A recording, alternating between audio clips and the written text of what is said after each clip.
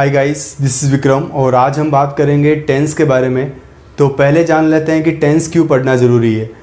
जैसा कि हम जानते हैं कि अगर हमें एक लैंग्वेज सीखनी है या फिर स्पोकन को परफेक्ट करना है तो हमें ज़रूरत होती है टेंसेस की। तो टेंस एक ऐसा पार्ट है जिससे कि हम अपनी लैंग्वेज को बेटर तरीके से रिप्रेजेंट कर सकते हैं और टेंस इंग्लिश लैंग्वेज का बेस है जहाँ से हम अपनी लैंग्वेज को एक्सपांड कर सकते हैं या बूस्टअप कर सकते हैं। तो स्टार्ट करते हैं हम टेंस। टेंस मतलब होता है जिसे हम हिंदी में कहते हैं काल या समय। टेंस को हमने 3 भागों में डिवाइड किया है। प्रेजेंट टेंस फर्स्ट है आपका प्रेजेंट टेंस, जिसे हम हिंदी में कहते हैं वर्तमान काल। क्या कहते हैं? वर्तमान काल।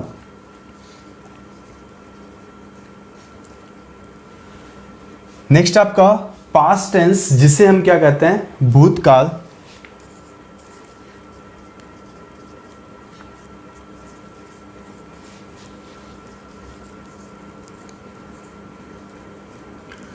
एंड नेक्स्ट है आपका फ्यूचर टेंस, जिसे हम कहते हैं भविष्य काल।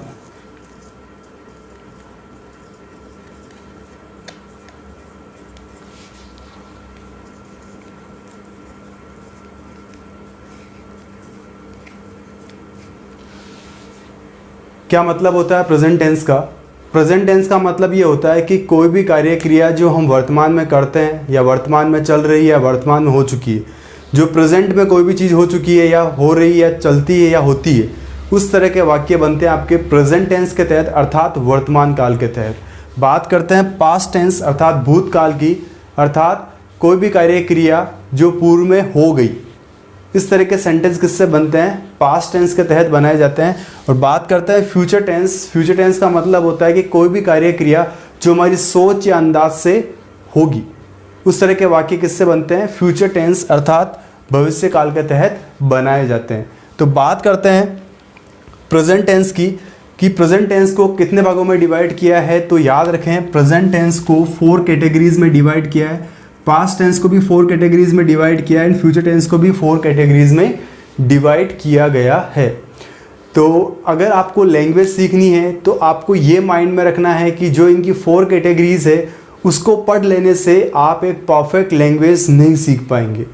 इसके जो पार्ट्स होते हैं उन पार्ट्स के अंदर भी कई सारे पार्ट्स ऐसे होते हैं जो कि आपको पढ़ना बहुत ज़रूरी होता है। अगर आप उन पार्ट्स को नहीं पढ़ेंगे तो आप एक परफेक्ट लैंग्वेज नहीं सीख पाएंगे जो आप एक परफेक्ट लैंग्वेज सीखना चाहते हैं। तो स्टार्ट करते हैं हम कि वो पार्ट कौन से हैं। तो आज केवल मैं आपको उन पार्ट्स के बारे में ओवरव्यू दूंगा और नेक्स्ट वीडियो लेक्चर्स में मैं स्टेप बाय स्टेप हर एक पार्ट को ब्रीफली पढ़ाने की कोशिश करूंगा और ट्राई करूंगा कि आपको हर एक चीज़ बेहतर तरीके से समझ में आए। तो स्टार्ट करते हैं कि इसके 4 पार्ट है। वो 4 पार्ट कौन से और कौन से पार्ट के बारे में मैं बात कर रहा हूँ जो आपके लैंग्वेज को बेटर करने में हेल्प करेंगे। 4th पार्ट जो आप जानते हैं ऑलरेडी, कौन कौन से होते हैं? पहला होता है प्रेजेंट इंडेफिनिट टेंस, जिसे हम हिंदी में कहते हैं प्रेजेंट सिंपल टेंस। सेकंड होता है present continuous tense. Third one present perfect tense and present perfect continuous tense. उसी प्रकार past indefinite tense, past continuous tense, past perfect tense and past perfect continuous tense. उसी प्रकार future में भी future indefinite tense, जिसे हम future simple tense भी कहते हैं, future continuous tense, future perfect tense and future perfect continuous tense. इस तरह से हम इसे 4 कैटेगरीज में डिवाइड करते हैं। लेकिन ये 4 कैटेगरीज सीख लेने से आप एक परफेक्ट लैंग्वेज नहीं सीख पाएंगे। अगर आपको परफेक्ट लैंग्वेज सीखनी है तो बात करते हैं कि वो कौन से सेंटेंसेस है या कौन से वर्ड्स हैं और कौन से फॉर्मूले जिसके बारे में बात कर रहा हूँ कि वहाँ आप वो सीखेंगे तो आप एक परफेक्ट लैंग्वेज सीख पाएंगे। तो बात करते हैं प्रेजेंट टेंस के बारे में। प्रेजेंट इंडेफिनिट टेंस, जिसे कि हम प्रेजेंट सिंपल टेंस भी कहते हैं। प्रेजेंट सिंपल टेंस को हम 2 भागों में डिवाइड करेंगे, जिसे हम कहते हैं present simple tense with motion और present simple tense without motion. ऐसा क्यों किया गया है? तो पहले इस चीज़ को समझे कि हमने प्रेजेंट इंडेफिनिट टेंस को 2 भागों में क्यों डिवाइड किया है, विथ मोशन और विदाउट मोशन। जैसा कि आप ऑलरेडी जानते हैं कि कोई भी कार्य क्रिया जो हम वर्तमान में करते हैं, वाक्य के अंत में ता है, ती है, ते है, इस तरह के वाक्य प्रेजेंट टेंस के तहत ही बोले जाते हैं। और अगर मैं कहूँ वह राम है, वह डॉक्टर है, वह इंजीनियर है, वह उसका भाई है, तो इस प्रकार के सेंटेंसेस भी प्रेजेंट टेंस में ही पूछे जाते हैं। लेकिन इन्हें किस तरह से हम कैटेगराइज कर सकते हैं, तो मैंने इसे दो भागों में कैटेगराइज किया है। Present simple tense with motion, अर्थात जिन वाक्यों के अंत में ता है, ती है, ते है, आए, उसे हम present simple tense with motion कहेंगे। और जिन वाक्यों के अंत में है, हु और हो किसके साथ, संज्ञा, सर्वनाम, विशेषण यानी नाउन, प्रोनाउन, एडजेक्टिव के साथ अगर ये वर्ड आए तो उस प्रकार के वाक्य किससे बनते हैं, present simple tense without motion के तहत बनाए जाते हैं। और इस प्रकार के वाक्यों में इज, एम और आर के तुरंत बाद क्या यूज करते हैं हम, noun, pronoun, adjective, article, determiner, preposition, conjunction. ये चीज़ें अगर हम इज, एम, आर के तुरंत बाद अगर यूज कर लें तो इस प्रकार के वाक्य बनते हैं present simple tense without motion के तहत। तो नेक्स्ट वीडियो लेक्चर में मैं आपके लिए लेके आऊँगा present simple tense with motion और विदाउट मोशन के बारे में, हम ब्रीफली पढ़ेंगे इसके बारे में। उसके बाद हम बात करते हैं प्रेजेंट कॉन्टिन्यूस टेंस, वो प्रेजेंट टेंस का ही पार्ट है। क्या है प्रेजेंट कॉन्टिन्यूस टेंस, क्या मतलब होता है प्रेजेंट कॉन्टिन्यूस टेंस का? प्रेजेंट कॉन्टिन्यूस टेंस का मतलब ये होता है कि कोई भी कार्य क्रिया जो वर्तमान में चल रही है और समय का जिक्र नहीं है, उस प्रकार के वाक्य बनते हैं प्रेजेंट कॉन्टिन्यूस टेंस के तहत। इसका फॉर्मूला होता है subject plus is, am, are plus ING form plus object. Next आता है आपका third, present perfect tense. Present perfect tense को हम कहते हैं कि कोई भी कार्य क्रिया जो पूर्ण रूप से हो चुकी है, चुका है, चुकी है, चुके हैं, ये तो ठीक है, लेकिन वाक्य के अंत में अगर ये भी आ गए, जैसे लिया है, दिया है, गया है, खाया है, पिया है, इस प्रकार के वाक्य भी प्रेजेंट परफेक्ट टेंस के तहत ही बोले जाते हैं। फॉर्मूला देखें यहाँ पर, सब्जेक्ट प्लस हैज या have plus MV third plus object. तो याद यहाँ पर क्या रखना है कि परफेक्ट वर्ड कहीं पर भी है, जैसे present perfect, past perfect, future perfect. Perfect word आ रहा है मतलब वहाँ पर मुख्य क्रिया की थर्ड फॉर्म का यूज़ करना है। और जब कॉन्टिन्यूस वर्ड आए, जैसे present continuous, past continuous, future continuous, तीनों ही कॉन्टिन्यूस टेंस में कौन सी फॉर्म का यूज़ करते हैं, एमवी फर्स्ट प्लस आईएनजी का यूज़ करते हैं। फोर्थ आपका है प्रेजेंट परफेक्ट कॉन्टिन्यूस टेंस। लेकिन फोर्थ पार्ट को पढ़ने से पहले आपको कुछ इंपॉर्टेंट रूल्स के बारे में पढ़ना होगा, जो कि प्रेजेंट परफेक्ट टेंस के बाद पढ़ना बहुत ज़रूरी होता है, जो कि स्कूलों या कॉलेजों में नहीं पढ़ाया जाता है। इसी कारण से आपको वो लैंग्वेज का पार्ट आपका वीक रहता है और लैंग्वेज सीखने में आपको बहुत मुश्किल होती है। तो याद रखें प्रेजेंट परफेक्ट टेंस के बाद आपको कुछ इंपॉर्टेंट रूल्स की पढ़ना होगा। वो रूल्स क्या हैं, तो सुनने ध्यान से आप उस रूल्स के बारे में, इन्हें भी मैं आगे नेक्स्ट वीडियो लेक्चर्स में ब्रीफली पढ़ाऊँगा। तो अभी आप समझे क्या क्या होते हैं। यदि आप जानते हैं कि हैज़ के तुरंत बाद थर्ड फॉर्म का यूज़ करें तो इस प्रकार के वाक्य किससे बोले जाते हैं, प्रेजेंट परफेक्ट टेंस के तहत। लेकिन हैज़ के तुरंत बाद अगर आप हैड का यूज़ करें, किसका यूज़ करें, हैड का यूज़ करें, तब इसे हम हायर लेवल इंग्लिश के तहत कहेंगे। ऐसे हम ये नहीं कहेंगे कि हैड का यूज़ यहाँ पर कर लिया तो ये पास्ट टेंस बन जाएगा, ये पास्ट टेंस नहीं है, ये आपका प्रेजेंट टेंस ही है और प्रेजेंट परफेक्ट टेंस का ही पार्ट है कि हेड का यूज़। इस तरह की लैंग्वेज का यूज़ फॉरेनर्स करते हैं और कभी आप मेट्रो सिटीज़ में जाओगे तो वहाँ पर भी लोग हैज़ेड, हैवेड का यूज़ करते हैं और ये बहुत ही कॉमन है और बहुत ही इंपॉर्टेंट है। यदि आपको अपनी लैंग्वेज को परफेक्ट या प्रोफेशनल बनाना है तो आपको हैज़ेड और हैवेड का यूज़ आना चाहिए।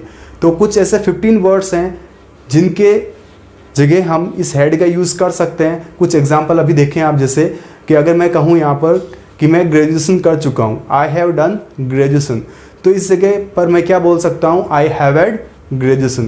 फॉर एग्जांपल अगर मैं कहूँ कि मैं खाना खा चुका हूँ, आई हैव टेकन फूड, तो यहाँ पर हायर लेवल इंग्लिश में क्या होगा, आई हैव हैड फूड। अर्थात हम हैड का यूज़ 15 वर्ड्स की जगह पर कर सकते हैं, जो नेक्स्ट वीडियो लेक्चर में पढ़ेंगे हम ब्रीफली। और परफेक्ट टेंस में एक नया रूल और ऐड होता है क्या, कि हैज़ेव के तुरंत बाद अगर आप थर्ड फॉर्म का यूज़ नहीं करके उसके स्थान पर क्या यूज़ कर ले, नाउन, प्रोनाउन, एडजेक्टिव और आर्टिकल।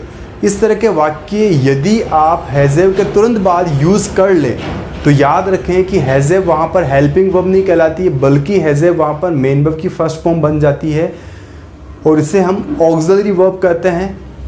ऑक्सिलरी वर्ब का मतलब क्या होता है, ऑक्सिलरी वर्ब का मतलब होता है ऐसी वर्ब जो हेल्पिंग वर्ब और मेन वर्ब का काम करे, उसे हम ऑक्सिलरी वर्ब कहते हैं। तो हैज़ेव के तुरंत बाद यदि थर्ड फॉर्म का यूज़ नहीं करके उसके स्थान पर नाउन, प्रोनाउन, आर्टिकल और एडजेक्टिव यूज़ कर लें तो इस प्रकार के वाक्य का अर्थ क्या निकलता है, इस प्रकार के वाक्यों का अर्थ निकलता है कि कोई भी चीज़ किसी भी इंसान के पास हो। जैसे फॉर एग्जांपल मेरे पास मार्कर है तो क्या बोलूँगा मैं यहाँ पर, आई हैव ए मार्कर। तो ये किस टेंस के तहत बोला जाता है? ये बोला जाता है आपका प्रेजेंट सिंपल अर्थात प्रेजेंट इंडेफिनिट टेंस के तहत बोला जाता है।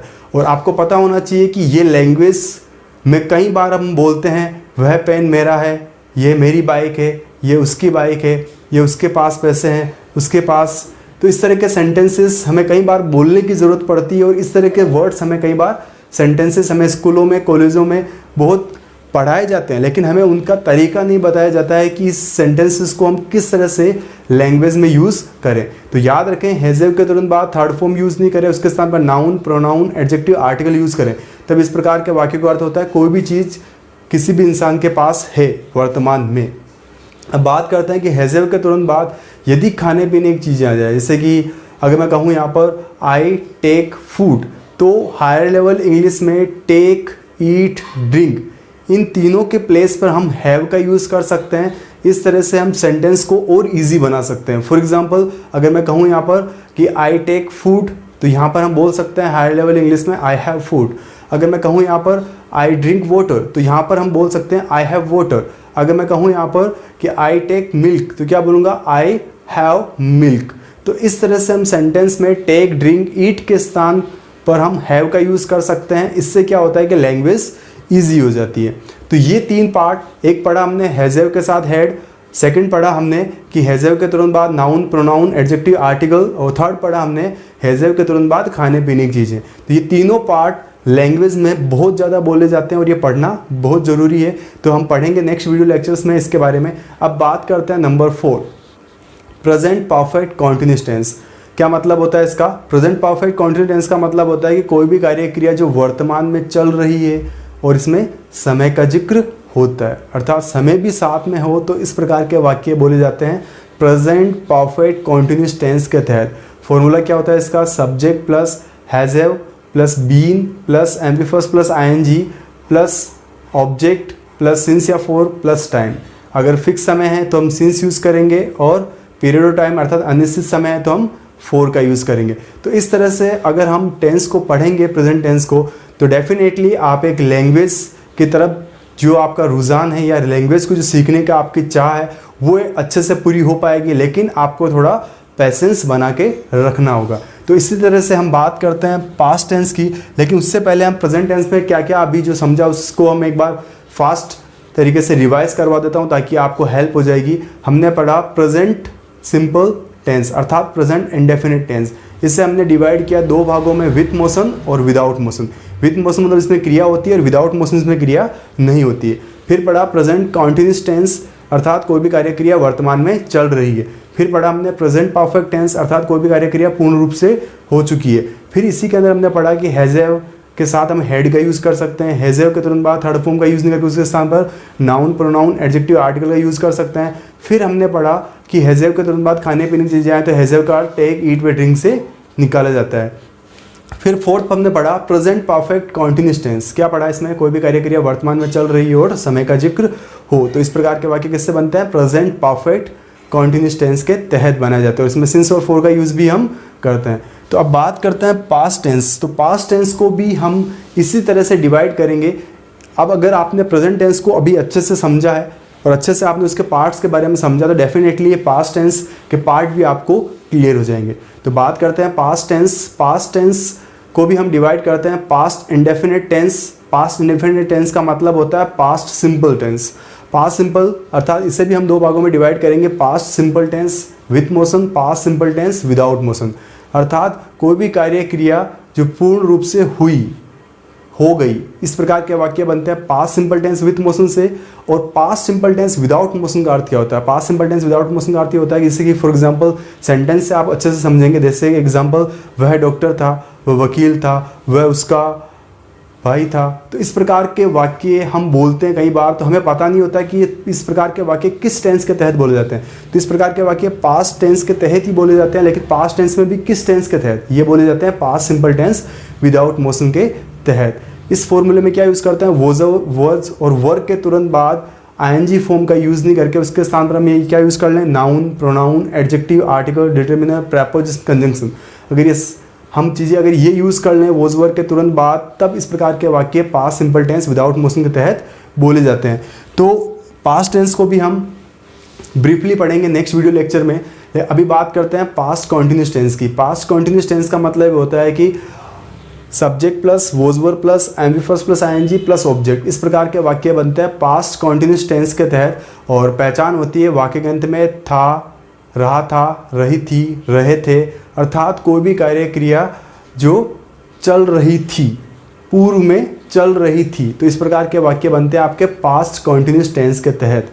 अब बात करते हैं इसका third part, past perfect tense. Past perfect tense का मतलब होता है कि कोई भी कार्य क्रिया पूर्ण रूप से हो चुकी थी, चुका था, चुकी थी, चुके थे, ये तो ठीक है, लेकिन इसके अलावा हमें यह भी याद रखना है कि वाक्य के अंदर में लिया था, दिया था, गया था, खाया था, पिया था, सोया था, इस प्रकार के वाक्य भी किससे बनते हैं?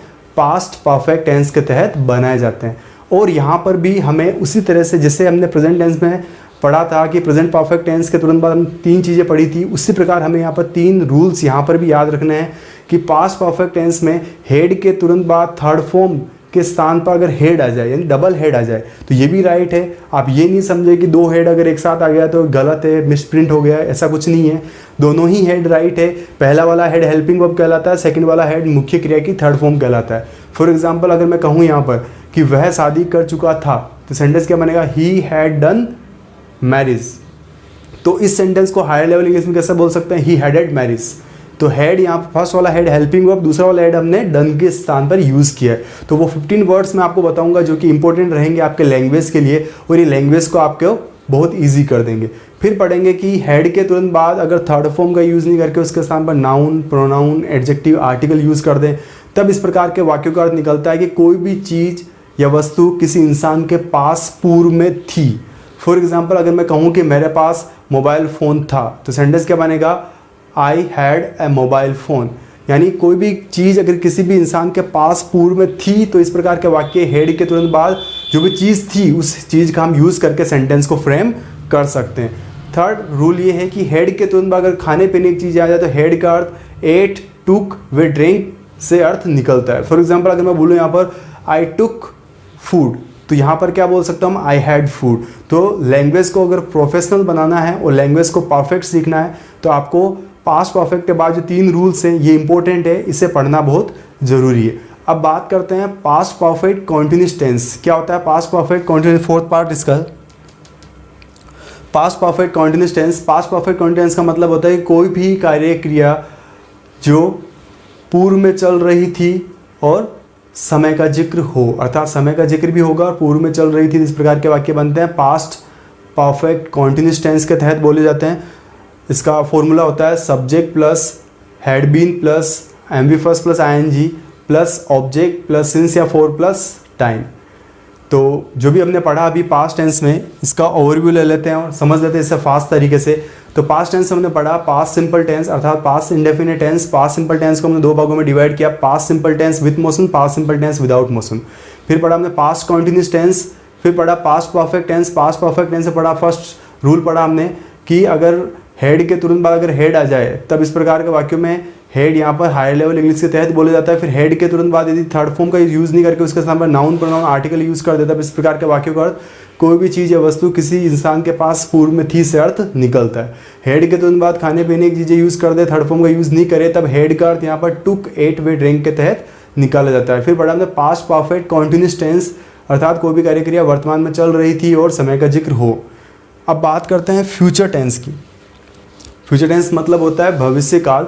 फ्यूचर टेंस का मतलब ये है कि कोई भी कार्य क्रिया जो हमारी सोच या अंदाज पे डिपेंड होती है। फॉर एग्जांपल अगर मैं कहूँ कि मैं जयपुर जाऊँगा, तो ये मेरी सोच या अंदाज पे डिपेंड है कि मैं जाऊँगा या नहीं जाऊँगा, अर्थात पूरा भविष्य पे डिपेंड है। इस प्रकार के वाक्यों को जब भी बोलने की ज़रूरत पड़े तो हम यूज़ करते हैं फ्यूचर टेंस अर्थात भविष्य काल का। तो बात करते हैं फ्यूचर टेंस। फ्यूचर टेंस को भी हम 2 भागों में डिवाइड करेंगे, future simple tense with motion, future simple tense without motion. क्यों? क्योंकि जब भी हमें इस तरह के सेंटेंस बोलने पड़े कि मैं जयपुर जाऊंगा, अर्थात इसमें तो क्रिया हो रही है, लेकिन अगर मैं बोलूँ यहाँ पर वह डॉक्टर होगा, वह वकील होगा, इंजीनियर होगा, अर्थात यहाँ पर मैं अपनी सोच या अंदाज से बोल रहा हूँ कि वो होगा, तो कन्फर्म नहीं है। तो यहाँ पर इस तरह के सेंटेंस किससे बोले जाते हैं? Future simple tense without motion के तहत बोले जाते हैं। अब बात करते हैं future continuous tense. Future continuous का मतलब क्या होता है कि वाक्य के अंदर में रहा होगा, रही होगी, रहे होंगे, अर्थात कोई भी कार्य क्रिया जो हमारी सोच या अंदाज से चल रही होगी। तो इस प्रकार के वाक्य बोले जाते हैं फ्यूचर कॉन्टिन्यूस टेंस के तहत। इसका फॉर्मूला होता है सब्जेक्ट प्लस विल या shall plus be plus MV first plus ING plus object. और एक बात अच्छे से याद रखें पूरे के पूरे फ्यूचर टेंस के अंदर कि विल सेल के तुरंत बाद आपको हमेशा मुख्य क्रिया की फर्स्ट फॉर्म का यूज़ करना है। इसलिए हमने विल सेल के साथ बी के साथ आईएनजी फॉर्म यूज़ की है। क्यों? क्योंकि विल सेल एक मॉडल भी है और हमें ये पता है कि मॉडल के तुरंत बाद हमेशा मुख्य क्रिया की फर्स्ट फॉर्म का यूज़ करते हैं। तो अब बात करते हैं फ्यूचर परफेक्ट टेंस। इसी का थर्ड पार्ट आपका फ्यूचर परफेक्ट टेंस। क्या मतलब होता है फ्यूचर परफेक्ट टेंस का? फ्यूचर परफेक्ट टेंस मतलब होता है कोई भी कार्य क्रिया जो पूर्ण रूप से हो चुकी होगी, अर्थात चुका होगा, चुकी होगी, चुके होंगे। और वाक्य के अंदर ये भी हो सकता है लिया होगा, दिया होगा, गया होगा, खाया होगा, पिया होगा। इस प्रकार के वाक्य बनते हैं आपके फ्यूचर परफेक्ट टेंस के तहत। इसका फॉर्मूला होता है सब्जेक्ट प्लस विल या shall plus have plus MV third plus object. यहाँ पर भी हमने विल सेल के बाद थर्ड फॉर्म का यूज़ नहीं करके मिडिल में हमने हैव यूज़ किया। क्यों? क्योंकि विल सेल के बाद कौन सी फॉर्म का यूज़ करते हैं हम? First form. दोबारा सुने इस फॉर्मूले को, सब्जेक्ट प्लस विल या shall plus have plus MV third plus object, अर्थात कोई भी कार्य क्रिया पूर्ण रूप से हो चुकी होगी। तो यहाँ पर भी हम ये सीखेंगे कि थर्ड फॉर्म के स्थान पर अगर हम हेड यूज़ कर लें, फॉर्मूला क्या बनेगा? सब्जेक्ट प्लस विल या shall plus have plus had plus object. तब ये हेड हम उन 15 वर्ड्स की जगह पर कर सकते हैं जो कि नेक्स्ट वीडियो लेक्चर में मैं आपके लिए लेके आऊँगा। अब बात करते हैं कि फ्यूचर परफेक्ट टेंस में यदि थर्ड फॉर्म के स्थान पर यदि हम नाउन, प्रोनाउन, एडजेक्टिव, आर्टिकल का यूज़ कर दे तब इस प्रकार के वाक्यों का हिंदी अर्थ क्या निकलेगा? इस प्रकार के वाक्यों का हिंदी अर्थ ये निकलेगा कि कोई भी चीज़ किसी भी इंसान के पास होगी आपकी सोच या अंदाज से। जैसे बोलूँ कि उसके पास 100 रुपये होंगे, अब कन्फर्म नहीं है बट होंगे। कोई भी चीज़ किसी भी इंसान के पास आपके सोच या अंदाज से होगी। मैं बोलूँ यहाँ पर सेंटेंस कि उसके पास किताब होगी, उसके पास पेन होगा। तो इस तरह के सेंटेंस किससे बनते हैं? फ्यूचर परफेक्ट टेंस के तहत नहीं बनते हैं। इस तरह के वाक्य बनते हैं आपके फ्यूचर सिंपल टेंस के तहत, क्योंकि उसके पास पैसे होंगे। तो होंगे तो किस में निकलेंगे? फ्यूचर सिंपल टेंस में। और आप याद रखें विल हैव के तुरंत बाद थर्ड फॉर्म का यूज़ नहीं करके जो भी चीज़ उसके पास होगी उस चीज़ का नाम वहाँ पर आप बोलें। फॉर एग्जाम्पल मैं बोलूँ कि उसके पास पैसे होंगे, क्या बनेगा sentence? He will have money. Money यहाँ पर क्या? मनी एक नाउन है जो कि हमने नाउन के वीडियो लेक्चर्स में पढ़े थे। और यदि आपने नाउन के वीडियो लेक्चर और प्रोनाउन के वीडियो लेक्चर नहीं देखे हैं तो पहले आप जाके नाउन और प्रोनाउन को समझे, तभी जाके आप सेंटेंस में और टेंसेस में सब्जेक्ट और ऑब्जेक्ट को आसान तरीके से समझ पाएंगे। तो अब बात करते हैं कि अगर आप विल हैव के तुरंत बाद अगर खाने पीने की चीज़ें यूज़ कर दो तब इस प्रकार के वाक्य का अर्थ किससे निकलेगा? खाएगा, पिएगा, लेगा से अर्थ निकलता है। और इस प्रकार के वाक्य फ्यूचर सिंपल टेंस के तहत बोले जाते हैं। फॉर एग्जांपल अगर मैं बोलूँ यहाँ पर आई विल टेक टी, तो यहाँ पर टेक के स्थान पर हम क्या बोल सकते हैं? I will have T. मैं बोलूँ यहाँ पर आई विल टेक फूड, तो सेंटेंस क्या बनेगा? I will have food. तो इस तरह से हम लैंग्वेज को अगर सीखना है तो हमें ये चीज़ें भी सीखनी होगी, तभी जाके हम लैंग्वेज को परफेक्ट सीख पाएंगे। अब स्टार्ट करते हैं हम फ्यूचर परफेक्ट कॉन्टिन्यूस टेंस। क्या मतलब होता है फ्यूचर परफेक्ट कॉन्टिन्यूस टेंस? इसका मतलब होता है कि कोई भी कार्य क्रिया जो आपकी सोच या अंदाज से चल रही होगी और उसमें समय का जिक्र होगा। अगर उसमें समय का जिक्र है तो इस प्रकार के वाक्य बनते हैं आपके फ्यूचर परफेक्ट कॉन्टिन्यूस टेंस के तहत। इसका फॉर्मूला होता है सब्जेक्ट प्लस विल या shall plus have plus been plus ING form plus object plus since या फॉर प्लस टाइम। लेकिन आपको एक बात याद रखनी है कि अगर आपको किसी कंपटीशन एग्जाम की तैयारी कर रहे हैं तो आपको याद रखना है कि फ्यूचर टेंस में अर्थात फ्यूचर परफेक्ट कॉन्टिन्यूस टेंस में सिंस का यूज़ नहीं करके उसके स्थान पर हम फ्रॉम का यूज़ करते हैं, क्योंकि हमें ये पता है कि सिंस हम निश्चित समय के लिए करते हैं और फ्यूचर टेंस में कोई भी चीज़ें निश्चित नहीं है, क्योंकि हम सोच या अंदाज के तहत बोलते हैं। तो स्पोकन में तो आप सिंस या फॉर बोल सकते हैं, लेकिन जहाँ पर आपको लग रहा है कि फिक्स समय आपके सोच या अंदाज से, तो वहाँ पर आप फ्रॉम का यूज़ करें, आप वहाँ पर सिंस का यूज़ ना करें। तो ये आपका था फ्यूचर टेंस। तो हम इस फ्यूचर टेंस को दोबारा ओवरव्यू ले लेते। क्या क्या पढ़ा हमने? Future simple tense. Future simple tense को हमने दो भागों में डिवाइड किया, future simple tense with motion और विदाउट मोशन। फिर पढ़ा हमने फ्यूचर कॉन्टिन्यूस टेंस। फिर पढ़ा future perfect tense. Future perfect tense में हमने पढ़ा कि विल हैव के तुरंत बाद हेड का यूज़ भी कर सकते हैं, इस तरह के सेंटेंस हाई लेवल इंग्लिश में बोले जाते हैं। फिर पढ़ा हमने विल हैव के तुरंत बाद नाउन, प्रोनाउन, एडजेक्टिव, आर्टिकल का यूज़ करें तब इस प्रकार के वाक्यों में हैव क्या कहलाता है? आपका कोई भी चीज़ या किसी चीज़ किसी इंसान के पास सोच या अंदाज से होगी। और यदि विल हैव के तुरंत बाद खाने पीने की चीज़ें तब हैव का अर्थ किससे निकलता है? यहाँ पर टेक, ईट, वेट, ड्रिंक के तहत निकलता है। फिर पढ़ा हमने फ्यूचर परफेक्ट कॉन्टिन्यूस टेंस। क्या होता है फ्यूचर परफेक्ट कॉन्टिन्यूस? कोई भी कार्य क्रिया जो आपके सोच या अंदाज से चल रही होगी और समय का जिक्र होगा, तो किस प्रकार के वाक्य किससे बनते हैं? फ्यूचर परफेक्ट कॉन्टिन्यूस टेंस के तहत बनते हैं। तो गाइज तो आज हमने सीखा केवल ओवरव्यू के बारे में। आप इस चीज़ को अगर अभी भी समझ नहीं पाए तो रिपीट आप इस वीडियो को देखें और इन चीज़ों को समझें, क्योंकि जब नेक्स्ट वीडियो लेक्चर में मैं आपके लिए प्रेजेंट इंडेफिनिट टेंस अर्थात प्रेजेंट सिंपल टेंस को 2 भागों में डिवाइड करूंगा, विथ मोशन और विदाउट मोशन। प्रेजेंट टेंस को ब्रीफली पढ़ने की कोशिश करेंगे, तब वहाँ पर आपको ज़रूरत पड़ेगी इस ओवरव्यू के बारे में। तो इस वीडियो लेक्चर में हमने केवल बात की इस ओवरव्यू के बारे में। आप इसे दोबारा देखें और इसे समझने की कोशिश करें, क्योंकि अगर आपको लैंग्वेज सीखनी है, स्पोकन को परफेक्ट करना, डेफिनेटली आपको इन चीज़ों की ज़रूरत होगी। तो I think guys it's enough for today, and in next video lecture I will take some more important rules and regulations related to present tense. And thanks for watching this video.